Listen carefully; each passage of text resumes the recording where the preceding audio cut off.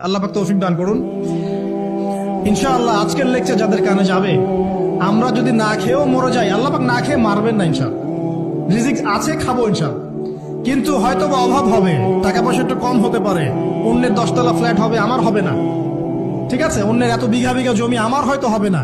কিন্তু ইনশাআল্লাহ তাআলা এই যে দুনিয়ার মুসাফিরের জীবনটা, এটা মুসাফিরের জীবন না, মুসাফিরের জীবনটা কেটেই যাবে ইনশাআল্লাহ। কাটবে না?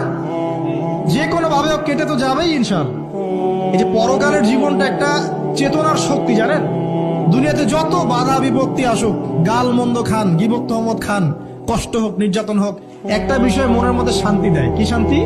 যে এই দুনিয়ার জীবনটা তো আর চিরস্থায়ী নয়, এটা তো আর সারা জীবন থাকবে না। ইনশাআল্লাহ এই অবস্থা আস্তে আস্তে পরিবর্তন হয়ে যাবে। ফাইন্না মাআল উসরি ইউসরা, পরকালে ইনশাআল্লাহ পাবো। দুনিয়াতে না পেলে কি হয়েছে, পরকালে পাবো ইনশাআল্লাহ। যুবক ভাই, এসব জেনা ছেড়ে দেন, আল্লাহ রাব্বুল আলামিন আপনার জন্য হুর রেখেছেন জান্নাত, ইনশাআল্লাহ পাবেন ইনশাআল্লাহ। এটা ছেড়ে দেন, সুদ ছেড়ে দেন, আল্লাহ পাক আপনার জন্য হাউজে কাউসার রাখছে ইনশাআল্লাহ, ঠিক আছে। অন্যায় পাপ ছেড়ে দেন, আল্লাহ রাব্বুল আলামিন আপনার জন্য জান্নাত রেডি করে রাখছে ইনশাআল্লাহ। এই দুনিয়ার জীবনটা ধোঁকা, একটা ছোট্ট জীবন, পুরা ধোঁকা, কিচ্ছু নাই এর মধ্যে। আমার কথা শোনেন, এই দুনিয়ার জীবনে কিছুই নাই।